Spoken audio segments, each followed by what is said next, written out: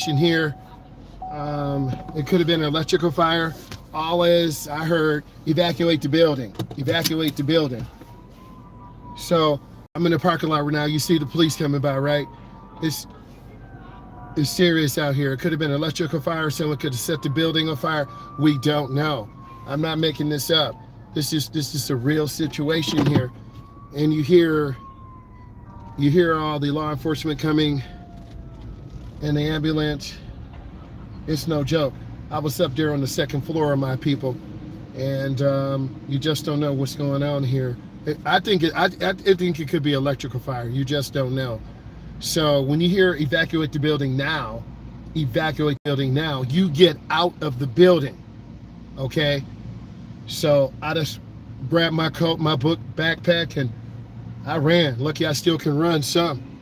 I got out the building because when you hear evacuate the building now, you get out, because smoke inhalation, you'll pass out and knock out. So we always do these evacuation drills, but you never know when things will happen here. This is a active scene.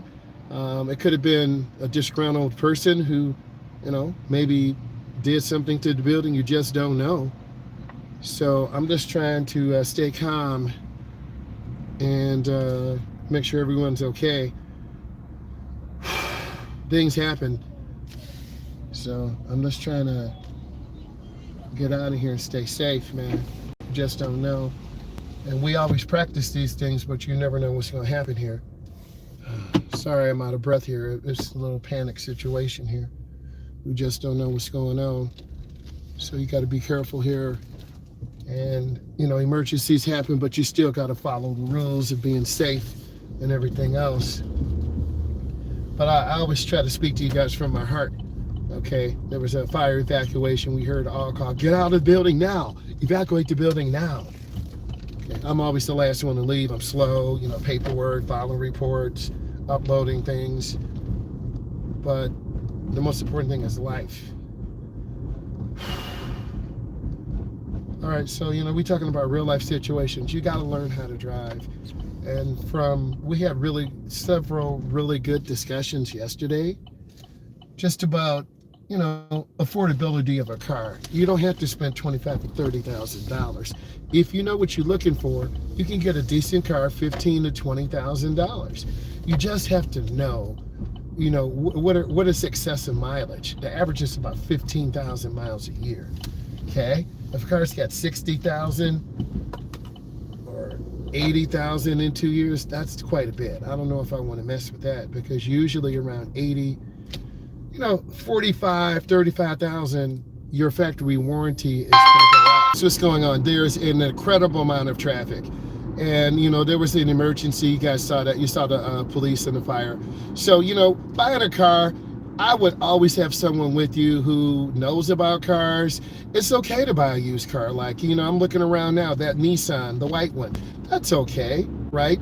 The minivan ahead of us, that's fine too. But a lot of you in that, that 25, 35, 45, you might not want to buy a minivan. This blue GMC to my left, the Terrain, that's pretty nice too.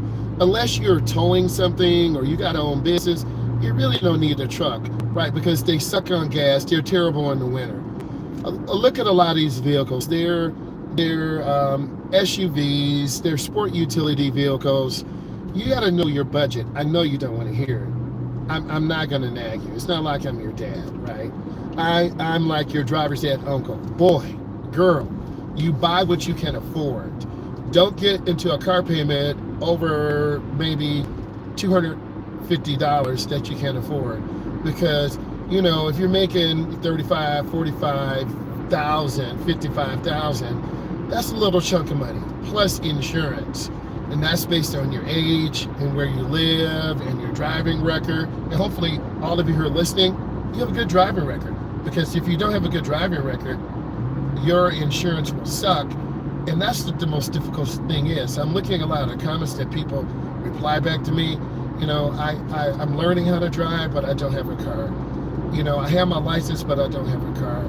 And like this car, this Acura to my left, it's nice, but it looks like an older model. Most of these cars out here are 5, 7, 9 years old, and there's nothing wrong with that. Okay. No one can just get a new car every 2 years, every 3 years. It just costs too much money. And a lot of Americans don't have that 700, 720, 740 credit rating. It's just hard because when you're young, you're going to get an application for a $500 credit limit, and you're going to go out and spend everything. Right? You're going to take your friends out. But if you're late paying it, boom, your credit rating goes down. If you don't pay it off, then you're going to carry on that balance, and that's how they get you, right? And it's hard because I was 18 once. My mom got me a card too. I was like, wow. But over like 3 months, I spent all that money on that credit card. But what I failed to do, I should have kept it and kept that open. But what I did, I paid it off and closed the account down. So I lost my capacity. So if you have a credit card, you pay it off, but then you keep it open because that will increase your capacity when you go to apply for a loan. Your biggest expense next to your house is a car, a C-A-R, like this Bronco. That's about $45,000. This base Bronco Sport, the Bronco Sasquatch Edition, you're talking about over $85,000 for a little cube with big tires. It's not worth it. So you got to shop within your means. I'm a really tall guy. That Mitsubishi, that burgundy one, that's a nice car too, but it's too small for me. Okay, it doesn't matter. You got to have a car that is reliable, like that $357 a month. That's with good credit. That's with $2,000. That's with $3,000 down. Okay. The average car out here is 5 years old, 7 years old. And you got to shop around because insurance, tax, registration, tires, brakes, oil changes, I know you don't want to hear it. But I'm going to tell you the hard things. If you're listening right now, give this thing a thumbs up. We're trying to really get you guys out here on the road. Okay, this Jeep is nice, but that's probably $350, $500 payment a month. No one wants to pay that anymore. Example, I was looking at a 2025 Sierra, okay, the one with the turbo, volcano red, like upper base package, with $2,000 down, my payment would have probably been about $420. $450, and I could have swung that. But what had happened on my last payment to the finance company, I'm not gonna name them, I sold my truck. I had a $12,000 profit. Are you listening? I had a $12,000 profit. The finance company said that I missed my last payment.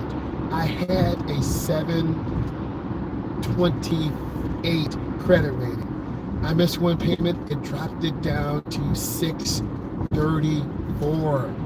More than 100-point swing. Do you know how upset I was? Okay, I got a discount from a family member, right? I would have used that, but it wasn't meant to be. Okay, it wasn't meant to be. So for the last couple of years, we don't have a second vehicle. We're one vehicle. Okay. My son is driving a 2018 Charger GT, not the Scat Pack, definitely not the Hellcat. His car is the highest insured car in the house because it's a Charger GT. It's mango orange, tinted windows, leather interior. So it is nice. I made some videos in it. It's really nice. All-wheel drive, great for the snow, fast, nice, but they steal those quite frequently. I'm in a 2025. No, this is 2025, a 2024. I think it's a late 2024, early 2025 Equinox. This thing has we just hit 24,011 miles. This is a lease.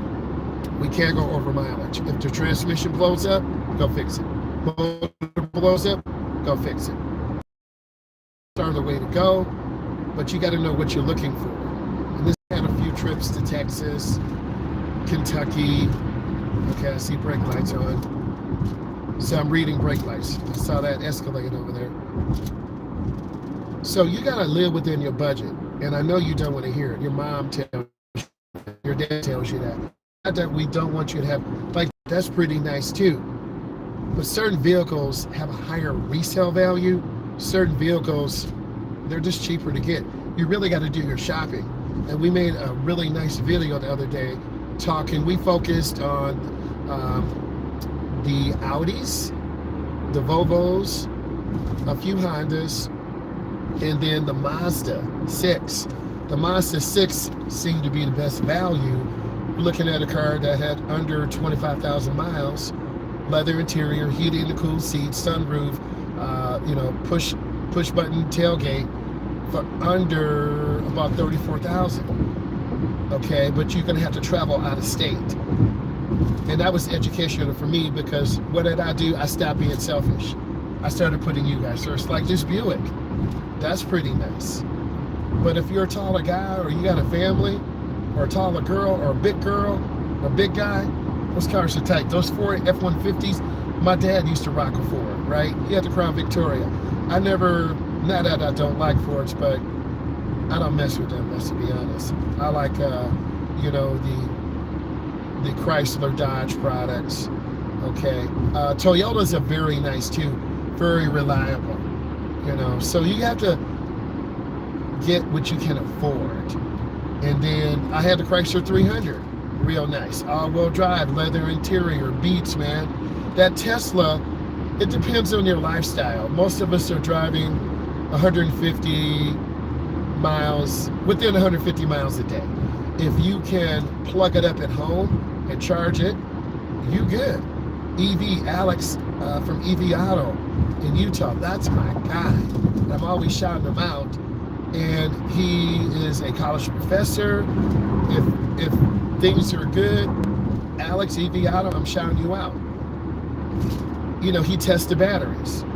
You get what you pay for. The Honda, that Honda CVR. My mother-in-law had one of those. Those last forever, but they want a lot of money for those CVRs. That's a nice car to have. Hondas, known for reliability. Okay, the Jeep. Okay, my daughter's rocking one of those Jeeps. I think she's got a 21. It's about 95,000 miles. Very reliable. Just replaced the rotors, the brakes, the flex pipe for the exhaust. There's a little sensor that was broken. That thing is a rock, but she's falling off of her oil changes. She does real estate. She's driving all around, okay? So you need to be leaning into your parents and thanking them and saying, Mom and Dad, I love you. I appreciate you. Thank you for helping me. And of course, with the current economy, if you go to college, you're going to accumulate debt. And that's a whole nother story. Are you going to use your college degree? I'm using my college degree.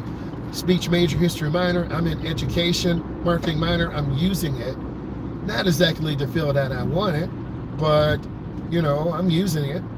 And it's allowed me to, be at that 75, that 85, that $110,000, We all are doing the side hustle.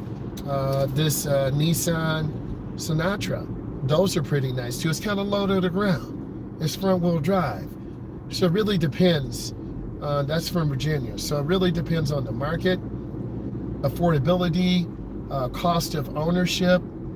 And I try to explain those things. And I think it's important because it was very fulfilling yesterday to put my selfish interests aside and really help you guys understand the cost of ownership. Anything over like 80,000 miles, I don't know if I mess with, okay? Because you're out of warranty. You got the transmission seals, the engine seals, water pump. My son's GT Charger, water pump went out. That was $400. I know how to change it, but you got to pull the front end of the car apart. It might be cheaper to have someone fix it. You go to the dealership, it's $125 an hour. I'll say that again. You go to the dealership, it's $125 an hour. They want you to go back to the dealership. So what I'm trying to tell you is you better find someone in your area who loves cars, who thinks about them 24/7. They got tools. They love cars.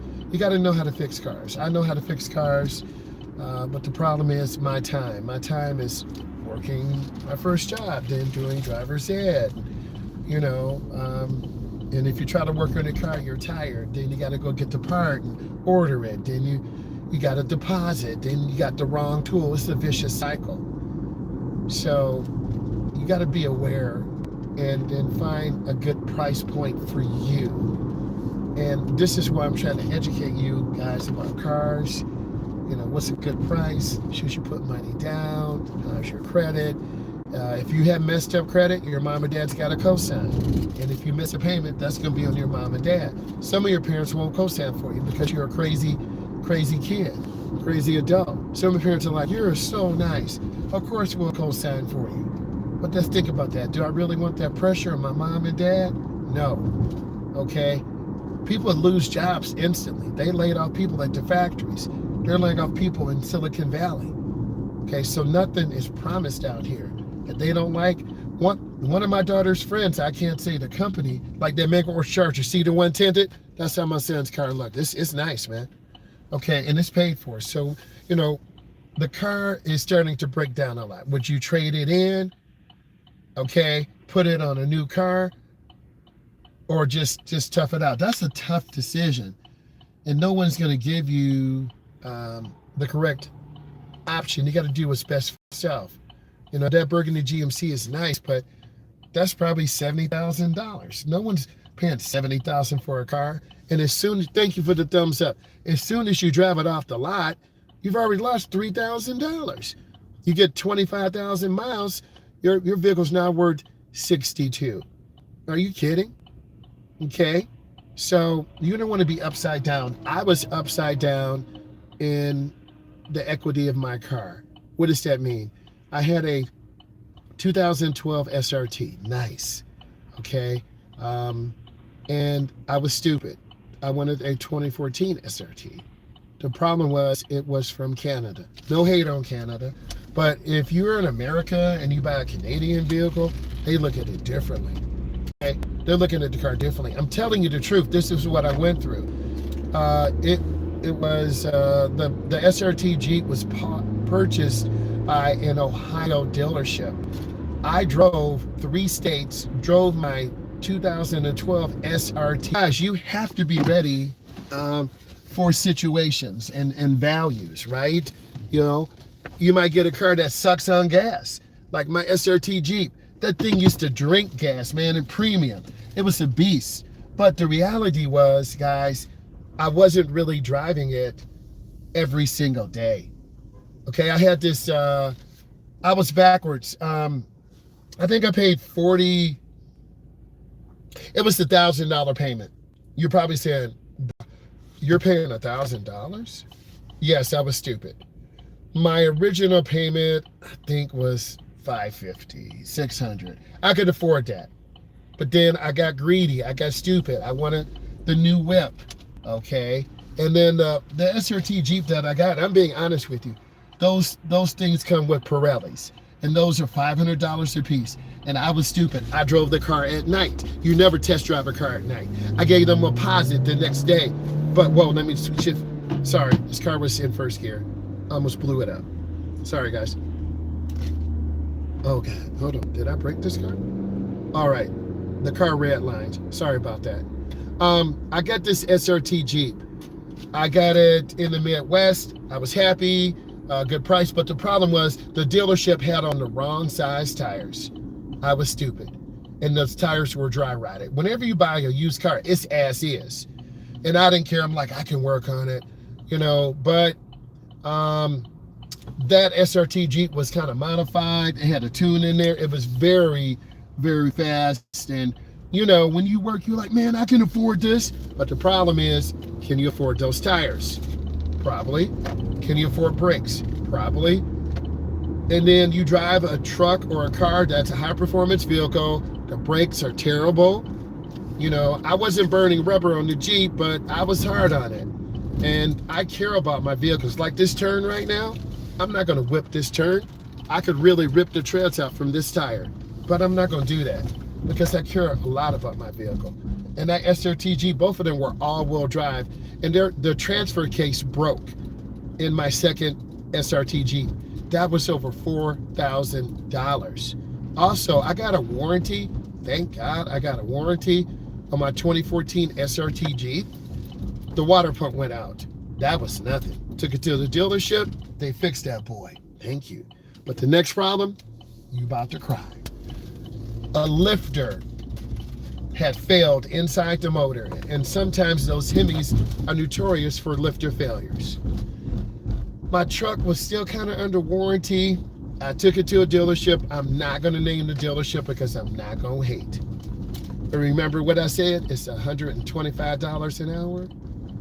I spent $6,000 there from them to take apart the front top end of the motor. They did nothing.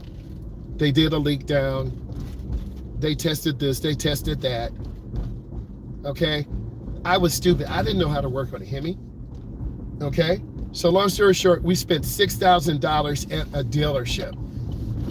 For what? For nothing. I was so angry. I was so mad. I'm speaking truth to you. Because I was ignorant. Okay? And it was partially my fault. It was my fault because these dealerships don't. What they should have done is just pull the 392 Chrysler Hemi out and got me a brand new short block. That's what they should have done. But they didn't. They didn't do that. They just changed the oil. My son drove it down the street. I don't think he dogged it out. Dad, your oil pressure is low. I'm like, oh my God. I just said, park the truck. I was so mad. Like, just mad. Because the car was, I knew what was wrong. I kind of knew what was wrong. So I spent all this money on this car. And, you know, I had to get a loan for that, man.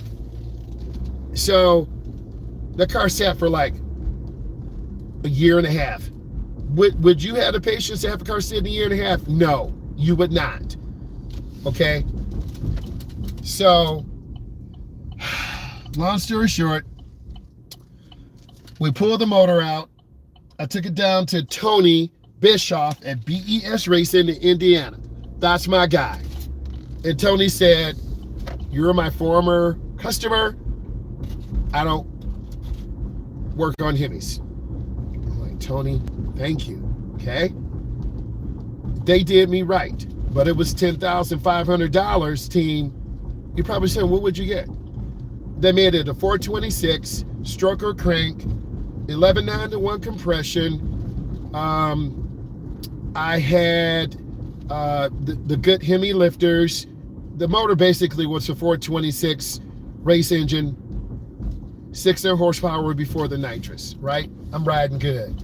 But I didn't have the proper stall converter. I had an aftermarket cam in there. It was a little slow off the line after about 3,000 RPMs. Fine. Like you see that Burgundy SS? I had a black one. They stole mine. I was so mad.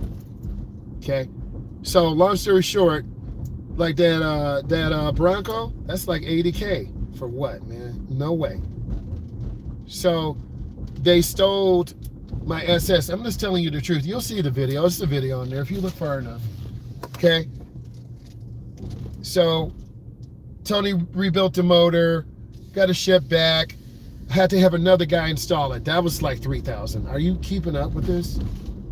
Okay? We spent $6,000 at the dealership screwing around.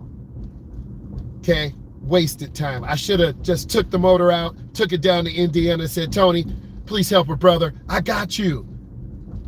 So it was $10,500. Okay, we got the Edelbrock aftermarket intake on there.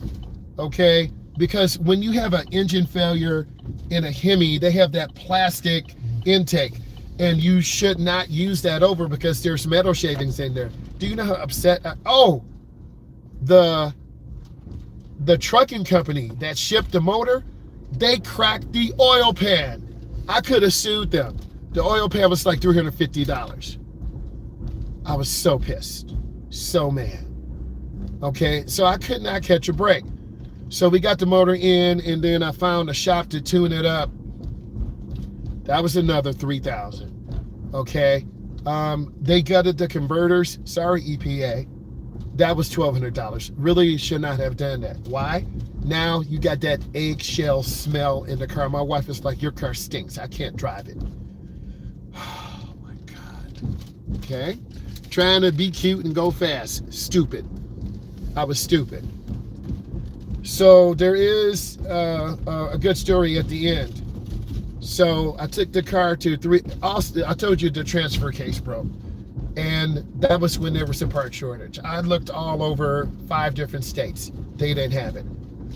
Okay? To rebuild them, that's like $4,000. Do you understand? I'm spending thousands. I can handle a couple thousand, but 4,000, 5,000, 6,000? Are you kidding? So I'm telling you this. We got the transfer case back in, months and months and months. I drove it for a little bit. The transfer case was crap. The car would shoot up a trouble code. I'm like, we getting rid of this. So I went to several dealerships because the car was almost paid for. And some dealerships are like, we'll offer you 10. I'm like, bye. We'll offer you 11. Bye. The final dealership offered me $12,500, paid it off. We had about a $9,000 profit. Paid off some bills. That was a nightmare for me. Do you think I want you to go through that? No. But it's hard when you buy a high-performance vehicle because people dog them out. We saw a 2018 Trackhawk. Guess how fast that car was going 161 miles an hour. My son was like 16. He said, Dad, this Trackhawk's been 169 miles an hour. I'm like, bruh. This dealership wanted my SRT Jeep. They wanted to flip it, but I would have been in debt. I'm not going to be double negative. I said, no way. I wanted the Trackhawk, but they're so fragile. People overboost them, change the pulley. They make 1,000 horsepower, but if you do not maintain a good tune, you're going to blow that motor up. So I let it go, man. And I'm happy I did, because you'll grow out of things like that. Like that Charger, that's just the G. That's not even the GT, man. I want you to learn from my mistakes, right? Learn from my mistakes. I love cars. I love performance. But that SRT Jeep nearly killed me financially and emotionally, because trying to come up with $1,000 payment every month, that's a house, really. So I've learned from that. I want you to learn from my story and get a car you can afford, okay? So please remember when I'm saying get a car you can afford. Hopefully you learned something today. We'll go live later. We'll talk about what we need to. Bye.